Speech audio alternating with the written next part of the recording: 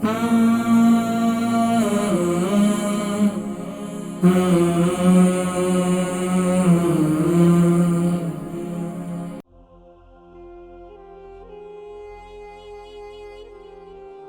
لوگ صبح صبح اٹھتے ہیں، آقا علیہ السلام نے ارشاد فرمایا اللہ رب العالمین نے میری امت کے صبح کے وقت میں برکت رکھی ہے۔ اب آپ دیکھیں کہ یہاں ہم جس کنٹری میں رہتے ہیں، یو کے، یورپ کے اندر، یہاں پر دیکھیں کہ یہ لوگ جلدی صبح اٹھتے ہیں، اور وہ لوگ جن کی یہ ہے کہ رات کی جو ہے وہ تاریکی میں، جب رات کی تاریکی شروع ہوتی ہے تو اس وقت سے، آج کل تو خیر دن چھوٹے ہیں، ویسے نارملی آپ یہ دیکھیں کہ 12 گھنٹے کا دن ہوتا ہے یا 12 گھنٹے کی رات ہوتی ہے، یا یہ سم ٹائم جو ہے 8 گھنٹے کے دن ہوتے ہیں، اور اسی طریقے سے باقی رات ہوتی ہے۔ تو اگر ہم تھوڑا سا یہ کم سے کم یہ کریں کہ رات کو 10 بجے ہم سو جائیں، تو انشاءاللہ صبح آرام سکون کے ساتھ آپ فجر کے لیے بھی اٹھیں گے، اور رات کو بلکہ تہجد کے لیے بھی اٹھیں گے۔ اگر دن میں اگر قیلولہ کر لیں تو مزے کی بات ہے، لیکن ناظرین کرام جن کو بے خوابی کی شکایت رہتی ہے تو انہیں رات کو جلدی سونا تو اپنی جگہ پر ہے، لیکن صبح جلدی اٹھنا ہے۔ جلدی اٹھنے پر ضرور توجہ دیں، صبح بیجا یقیناً صبح کے وقت میں اٹھ جائیں، اور پھر اپنی کام کاج، اپنی روٹین کو بنائیں، اور انشاءاللہ پھر آپ یہ دیکھیں رات کو آپ کو تھکاوٹ بھی ہوگی۔ اچھا، اس کے لیے کیا ہے، تھوڑا سا ہمیں یہ اس کی طرف بھی آنا چاہیے کہ ہم بہت زیادہ گھروں میں لائٹنگ وغیرہ بہت زیادہ کرتے ہیں، ہماری برائٹنیس بہت زیادہ ہوتی ہے، خاص طور پر ہم اسکرین وغیرہ کا استعمال بھیجا کرتے ہیں بہت زیادہ، رات کو سونے سے پہلے ٹی وی دیکھتے ہیں، رات کو سونے سے پہلے ہم ہر وقت، یہاں تک کہ ہم بیڈ پر بھی لیٹے ہوئے ہیں تو اپنے موبائل کی اسکرین اپنے سامنے رکھی ہوئی ہوتی ہے، تو ہمارے دماغ کو یہ میسج جا رہا ہوتا ہے کہ ابھی رات نہیں ہوئی، ابھی روشنی ہے، ابھی دن ہے۔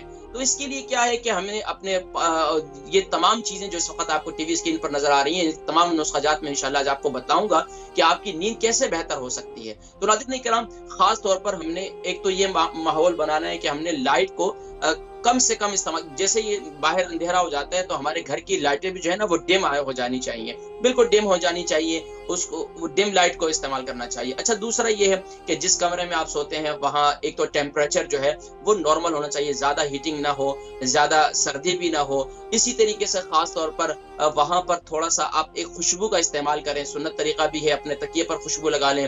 اسی طریقے سے رات کو سونے سے پہلے کتاب پڑھ کے سونا، یہ کہا جاتا ہے کہ ہمارے لوگ اکثر آج کل تو ٹی وی میں اور مختلف جو ہے وہ نیوز وغیرہ دیکھتے ہیں، تو اس سے بہتر ہے کہ رات کو کتاب پڑھ کر سوئیں، اللہ کا قرآن پڑھ کر سوئیں، سورہ ملک شریف پڑھ کر سوئیں، تو سبحان اللہ اچھی نیند آئے گی۔ اس کے علاوہ خاص طور پر غذاؤں میں کیا کرنا ہے اور کیسے آپ کی نیند بہتر ہو سکتی ہے، ناظرین کرام، ایک تو یہ ہے کہ خاص طور پر ہمارے جتنے بزرگ حضرات ہیں، دیکھیں اگر ان کے جسم میں درد وغیرہ ہے تو ظاہری بات ہے اس کے لیے اس سے آرام ان کو بہت زیادہ ضروری ہے۔ تو اس کے لیے کیا ہے کہ آپ جو بھی نسخہ جات استعمال کرتے ہیں، لیکن ایک نسخہ جو آپ کو اعصابی طور پر تقویت دے گا، آپ کے اعصاب کو مضبوط کرے گا، اور خاص طور پر یہ آپ کے انسومنیا، یعنی کہ یہ آپ کی نیند نہ آنے کی پرابلم ہے، اس کے لیے بھی یہ بہت مفید ہے۔ یہ نسخہ نوٹ کر لیں تمام لوگ، اور اس سے دماغی کمزوریاں بھی پیدا ہوتی ہیں، اسی سے ڈپریشن پیدا ہوتا ہے، اسی سے غصہ بہت زیادہ پیدا ہوتا ہے، اسی سے جو ہے نیند نہ پورے ہونے کی وجہ سے ہمارے یہاں ایگزائٹی ہونا شروع ہو جاتی ہے، لڑنا جھگڑنا آپس میں بہت زیادہ بڑھ جاتا ہے،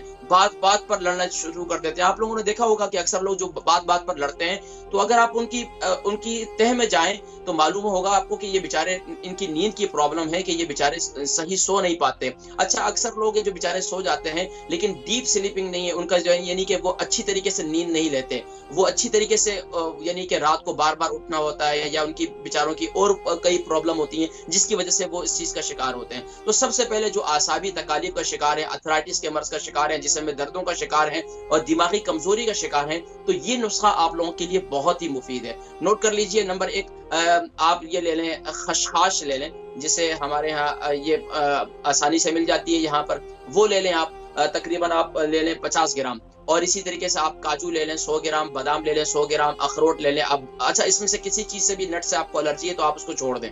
اس کے علاوہ آپ اس میں یعنی کہ کدو کے بیج لازمی طور پر لے لیں، کدو کے بیج آپ لے لیں 100 گرام، اور سورج مکھی کے بیج لے لیں آپ 100 گرام۔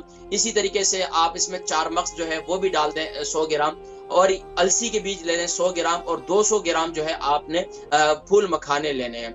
इन तमाम चीजों को भून लें, भूनने के बाद इसको ग्राइंड करके इसका पाउडर बना लें। अच्छा, इसके अंदर आप जो है तकरीबन कोई 50 ग्राम आप इसके अंदर दालचीनी का पाउडर भी शामिल कर दें। दालचीनी का पाउडर अगर खुद बना लें तो वो बहुत बेहतर है। तो ये पूरा पाउडर तैयार हो जाएगा। अच्छा, इसको और ज्यादा मुफीद बनाना चाहते हैं तो इसमें सौंफ भी डालें और इसके अंदर पिसा हुआ खोपरा भी। अच्छा, पिसा हुआ खोपरा जो बाजार में मिलता है वो इतना मुफीद नहीं होता, लेकिन आप घर में खुद तैयार करें पिसा हुआ खोपरा तो बहुत मुफीद होता है। तो पिसा हुआ खोपरा भी आप 100 ग्राम ले लें और आप सौंफ भी 100 ग्राम ले लें। इन तमाम चीजों को भून कर आप ग्राइंड करके इसका सुफूफ बना लें। सुबह नाश्ते में आप तकरीबन 3 चमचे ले लें। रात को सोने से पहले आप इसको जो है, अच्छा, इसमें 100 ग्राम मेथी दाना डाल दें तो और सोने पर सुहागा हो जाएगा। तो और इसी तरीके से आप क्या करें, रात को सोने से पहले हल्दी वाले दूध के साथ इसे ले लें। आप ये देखें इंशाल्लाह आपको आसाबी तौर पर भी तकलीफें जो है दर्द वगैरह वो भी खत्म होंगी। और इसी तरीके से आपको जो सर में यानी कि दिमागी कमजोरी है, नजर की कमजोरी है, इसी तरीके से आपको नींद ना आने की प्रॉब्लम है और आपको बहुत ज्यादा एग्जाइटी होती है, आसाबी तकलीफ है, तो ये नुस्खा बड़ा कीमती है। अच्छा, इसके अलावा क्या करें, जिनको नींद ना आने की शिकायत रहती है वो रात को लाजमी तौर पर अपने पाँव का मसाज करें कद्दू के तेल से। कद्दू के तेल से अगर मिल जाए तो बहुत अच्छी बात है, नहीं तो आप नॉर्मल जैतून का तेल ले लें। अच्छा, जैतून के तेल भी मुफीद है। इसी तरीके से आप खोपरे का तेल ले लें, वो भी बहुत मुफीद है।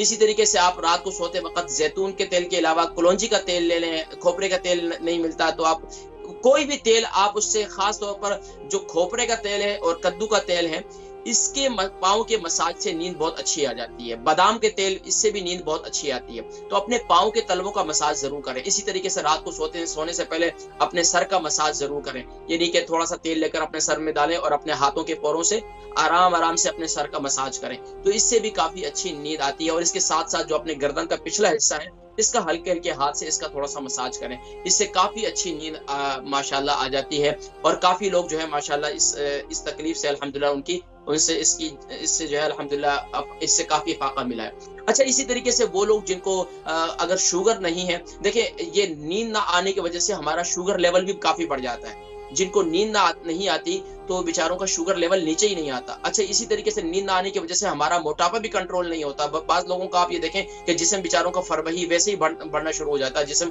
काफी मोटा हो जाता है। तो इसकी एक वजह ये होती है उनकी नींद बेचारों को पूरी नहीं होती। तो इसी तरीके से खास तौर पर अब आपने एक और काम ये करना है कि दिन में आपने एप्पल साइडर विनीगर ले लेना। एप्पल साइडर विनीगर तकरीबन आप ले लें 2 टेबल स्पून, और उसको जो है आप नीम गर्म पानी के अंदर डाल दें। और उस पानी को जो है आप उसके अंदर थोड़ा सा, अगर शुगर नहीं है आपको तो आप उसमें हनी भी डाल दें 1 चम्मच, उसको मिक्स करके दिन में पी लिया करें। अच्छा, इसके अलावा खास तौर पर अगर आपको शुगर नहीं है तो रात को सोने से पहले 2 अदद केले खा लें। थोड़े आराम से केले काट के रख लें अपने पास, और उस पर जो है अगर आप अपने पेट को मजीद नरम मुलय्यन करना चाहते हैं, बेहतरीन अपने पेट के निजाम को मजीद बेहतर भी करना चाहते हैं, तो इस पर थोड़ा सा इसबगोल का छिलका भी छिड़क दें, तो उसके साथ उसको खा लें। वो बहुत अच्छा है। इससे भी नींद की प्रॉब्लम काफी हद तक कंट्रोल होती है। इसके अलावा क्या करते हैं, दूसरा एक और नुस्खा ये है कि आप दालचीनी का पाउडर जो है वो बनाकर रख लें, और दूध के अंदर जाफरान भी अपने पास रख लें, जाफरान का पाउडर भी बना के अपने पास रख लें।